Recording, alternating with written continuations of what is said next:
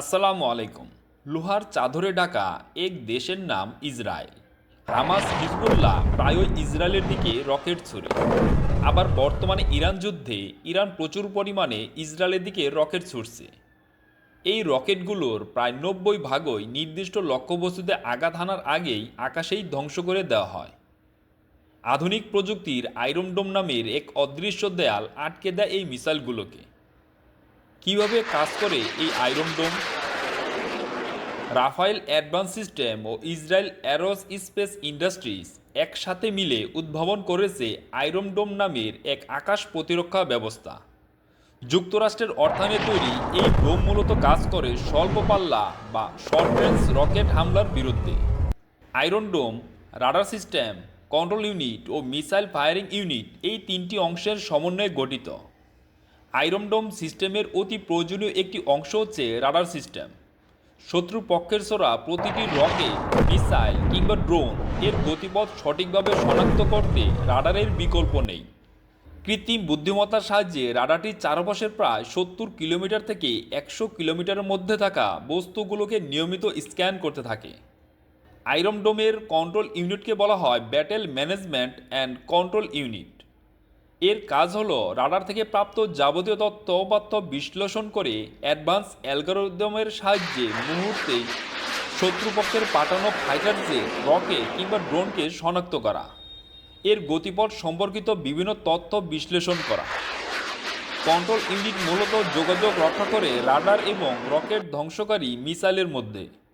ছুটে আসা fighter jet, rocket কিংবা ড্রোনকে চিহ্নিত করার পর গতিপথ শনাক্ত করে রাডার। রকেটের সম্ভাব্য হিট পয়েন্ট নির্ধারণ করে কন্ট্রোল ইউনিট। হিট পয়েন্ট নির্ধারণের পর কন্ট্রোল নির্দেশনা দেয় মিসাইল ফায়ারিং সিস্টেমকে। তখন শত্রু মিসাইলের দিকে ছুটে যায় ক্ষেপণাস্ত্র, আকাশে তাকেই ধ্বংস করে দেওয়া হয় তাদের। তিনটি অংশকেই একত্রে বলা হয় আয়রন ডোম ব্যাটারি। প্রতিটি ডোম ব্যাটারিতে থাকে 3 থেকে 4টি মিসাইল উৎক্ষেপক বা মিসাইল লঞ্চার। প্রতিটি লঞ্চারে থাকে 20টি করে টামির মিসাইল। এক একটি টামির মিসাইল লম্বায় 10 ফিট এবং ওজন হয়ে থাকে 200 পাউন্ডের। দূরবর্তী স্থান থেকে ওয়্যারলেস নেটওয়ার্কের মাধ্যমে পরিচালনা করা হয় এসব লঞ্চার। একটি আয়রন ডোম ব্যাটারি তার চারপাশের 2.5 থেকে 40 মাইল এলাকা জুড়ে আকাশে তৈরি করে এক অদৃশ্য নিরাপত্তা বেষ্টনী। যে কোনো আবহাওয়ায় এই সিস্টেম কার্যকর। একে নিয়ন্ত্রণ করে ইসরায়েল ডিফেন্স সিস্টেম ফোর্সের 947তম স্পেশাল ব্যাটালিয়ন। আয়রন ডোম এক একটি স্থাপনে খরচ হয় গড়ে $50 মিলিয়ন। আয়রন ডোম দুর্ভেদ্য হলেও পুরোপুরি অজয় না। অনেকগুলো মিসাইল একসাথে ছুড়লে আয়রন ডোমের পক্ষে একই সময় অ্যান্টি রকেট মিসাইল ছোড়া বেশ কঠিন হয়ে পড়ে। শত্রুপক্ষের পাঠানো রকেট, ড্রোন, মিসাইল ধ্বংস করার জন্য আয়রন ডোম থেকে যে মিসাইল লঞ্চ করা হয়, এই মিসাইলের সবার সামনে থাকে র্যাডম সেকশন। এরপর থাকে মাল্টি সিকার মোড। এর মধ্যে ইলেকট্রো অপটিক্যাল সেন্সরও থাকে।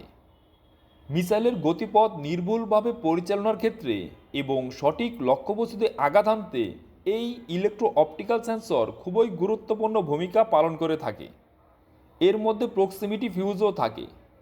মিসাইল টার্গেটের 10 মিটার অর্থাৎ 32 ফিটের মধ্যে আসার সাথে সাথে প্রক্সিমিটি ফিউজ অ্যাক্টিভ হয়। মিসাইলের পরের অংশে থাকে ফ্র্যাগমেন্টেশন ওয়ারহেড অর্থাৎ উচ্চমাত্রার বিস্ফোরক।